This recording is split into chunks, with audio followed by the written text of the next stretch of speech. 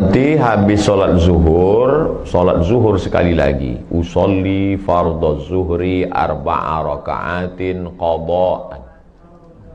Habis sholat asar sekali lagi. Usolli fardhu asri arba'a raka'atin qada'an.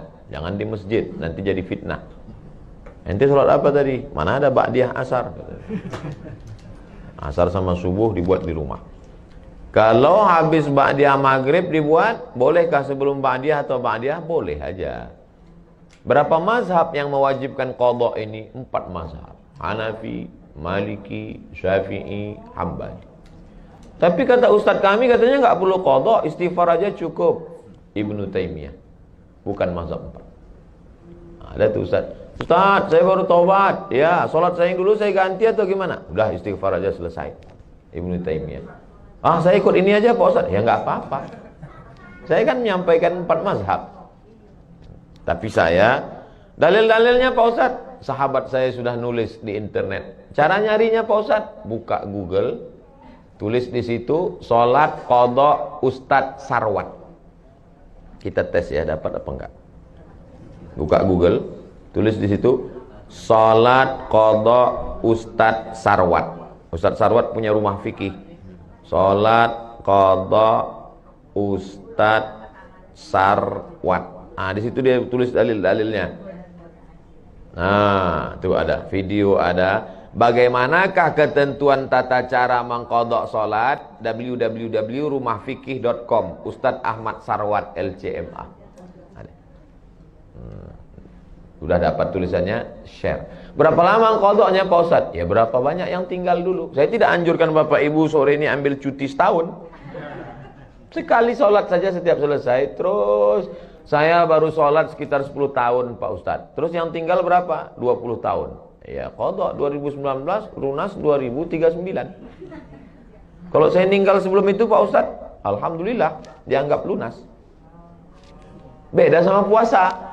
Kalau puasa ibu masih ada ninggal itu digantikan sama anaknya, ahli waris.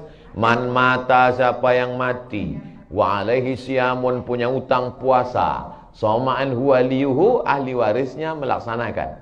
Saya niat puasa besok untuk almarhumah emak saya, ganti. Tapi kalau sholat enggak.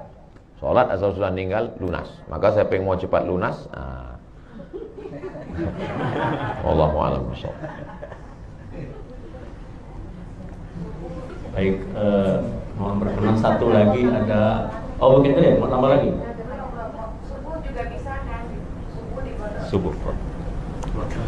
Qadha ini bahkan Nabi pernah mengqadha salat tahajud. Nabi pernah salat siang 12 rakaat. Salat apa itu Rasulullah? Karena tadi malam kan tidak mungkin witir siang. Nabi itu 11 karena tahajudnya 8, witir 3, 11. Maka siang nggak ada witir, jadi 12. Tapi kita nggak. Qobliyah subuh kalau terbangun misalnya jam 5. Sementara sholat subuh sudah dilaksanakan di masjid. Apakah kita yang terlambat bangun langsung sholat subuh? Tidak, tetap qobliyah dulu. Qobliyah dulu, jangan sampai tinggal qobliyah. Rakaat al-fajri 2 rakaat qobliyah subuh khairum minad dunya wa ma fiha, lebih baik daripada dunia dan seisinya. Bagaimana kalau masuk masjid sudah qomat? Qad qamatis shalatu, qad qamatis shalah. Tetap salat subuh, qobliyahnya diqadha setelah salat subuh. Pulang ke rumah qobliyah. Tapi tidak wajib. Yang wajib tadi yang salat 5. Subuh, zuhur, asar, maghrib, isya. Salat subuh, usolli fardhu subhi rak'ataini qadha'an. Qadha'an. Salat itu sebetulnya berapa Pak Ustaz? 3. Yang dilaksanakan cash itu usolli fardhu zuhri arba'a raka'atin adaan. Yang kedua mengganti qadha'an. Ada satu lagi i'adatan, mengganti.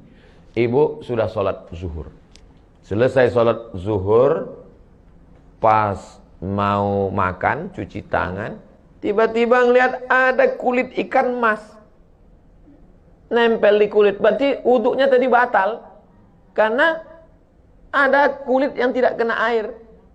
Maka sholat zuhur sekali lagi bukan ada, bukan qadha, tapi i'adah, siaran ulangan.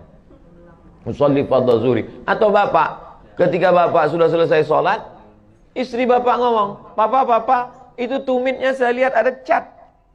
Tumit yang kena cat, habis ngecat, maka itu tidak kena air wudhu. Ambil thinner, ambil bensin, bersihkan, wudhu sekali lagi, sholat yang tadi diulang. Kenapa diulang? Karena sholatnya tidak sah akibat wudhunya tidak sempurna. Nama sholatnya i'adah. Jadi sholat ada 3. Adaan, qadaan, i'adah. Wallahu a'lam. I'adah. Ulangan. I'adah. Usolli fardhu subhi, usolli fardhu zuhri 4 raka'atin i'adatan. Baik, I'adah. Dia mau bertanya, silakan. Saya langsung. Terima kasih. Assalamualaikum warahmatullahi wabarakatuh. Waalaikumsalam. Saya mau bertanya 2 Pak Ustaz. Yang pertama, mana yang lebih baik hukumnya buat laki-laki menjadi imam ibunya di rumah atau pergi sholat ke masjid? Pertanyaan saya satu itu. Yang kedua, kadang-kadang kita melihat kawan-kawan itu kalau ngambil air wudhu itu tidak sampai ke sikunya, tidak basah sikunya, hanya di sini saja. Apakah kita boleh mengingatkan kepada orang yang seperti itu? Terima kasih. Wassalamualaikum warahmatullahi wabarakatuh. Waalaikumsalam. Ibu ayah kita sudah tua, tidak bisa ke masjid, lalu dia ada di rumah. Bagaimana cara kita berbakti sebagai kepala rumah tangga, suami laki-laki sholat di masjid? Setelah selesai sholat di masjid, pulang ke rumah, sholat sekali lagi. Jadi imam. Bolehkah kita sholat 2 kali? Boleh. Sholat yang pertama itu menggugurkan kewajiban, sholat yang kedua itu mencari fadilah, keutamaan. Mana dalilnya? Ini kan lagi tren nih sekarang. Mana dalilnya? Nabi sholat bersama sahabat di Masjid Nabawi. Setelah selesai sholat, Nabi pulang ke rumah, sahabat itu duduk di masjid. Tak lama datang orang kampung sahabat itu, musafir, mau jumpa Nabi. Lalu orang kampung itu mau sholat dan meminta sahabat itu menjadi imam. Padahal dia sudah sholat sama Nabi. Itulah dalil boleh sholat 2 kali. Dan imamnya boleh sholat mencari fadilah, makmumnya sholat menggugurkan kewajiban. Jadi dua-dua dapat. Laki-laki sholat di masjid, laki-laki soleh. Laki-laki yang sholat di rumah, laki-laki solehah. Jangan sampai sholat di rumah. Lalu kemudian kalau nampak orang sikunya tidak kena air, tidak basah, apa kata Nabi? Wailun lil a'qab, celakalah tumit. Hadis sahih riwayat Abu Hurairah radhiyallahu an. Wail neraka, wail celaka, lil a'qab tumit celaka. Rupanya ada orang yang air disiramkan dari atas, tumit tak kena. Nah, jadi disiram kena tumit. Celah-celah jari ini dicelahi pakai kelingking supaya air masuk ke dalam. Siku disapu. Kalau ibu berani berkata begitu, sampaikan wailun lil siku, celaka siku. Tapi kalau enggak berani, ya pelan-pelan lah, celaka siku.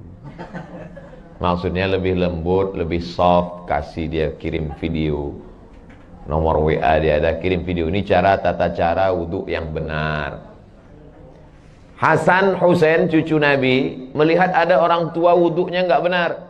Tapi cara ngasih taunya gimana? Husain nanya Hasan, Hasan gimana wudhu? Hasan pun wudhu di depan Husain. Orang tua ini ngelihat. Pas dia ngelihat baru dia sadar, oh rupanya saya salah tadi. Begitu akhlak Hasan dan Husain.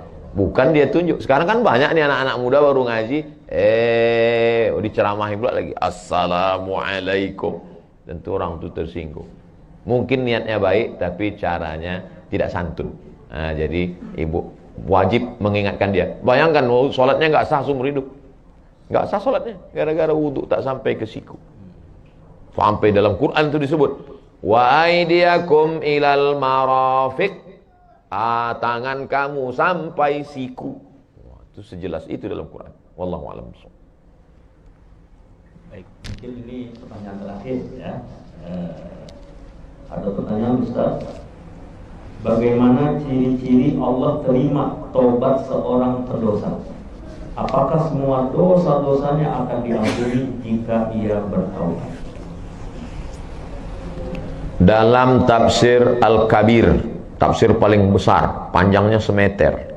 Nama penulisnya Imam Fakhruddin Ar-Razi, mazhabnya Syafi'i, meninggal 606.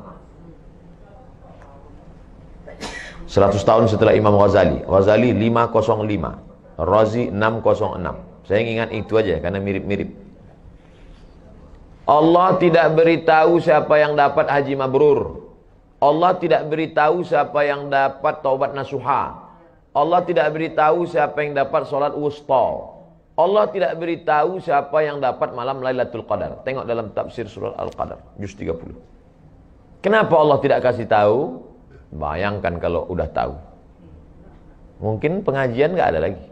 Pak, Bapak nggak ngaji? Udah dapat kemarin. Allah tidak kasih tahu itu. Tapi tanda-tanda indikasinya ada. Apa tandanya? Katanya Pak Ustadz kalau haji mabrur itu wajahnya putih. Pulang dari Makkah paling putih. Nggak pernah ke masjid. Tidur di hotel. Ini bukan tanda. Tanda itu, itu dia kata kuncinya. Keyword, K kunci, word kata. Kata kunci, ada perubahan. Dulu Pak Ustadz sebelum dia ngaji, pelit. Setelah ngaji nih Masya Allah. Dulu sebelum ngaji sedekah 2.000. Sekarang 2.500. Ada perubahan. Dulu Pak Ustadz tuh sebelum ngaji, Masya Allah, kasar ngomongnya. Sekarang udah mulai santun. Taubat nasuha diterima. Dulu sebelum malam Ramadan Lailatul Qadar, orangnya itu Pak Ustadz gak pernah ke masjid. Ada perubahan. Nah, inilah cirinya. Apakah diampunkan Allah semua dosa-dosanya?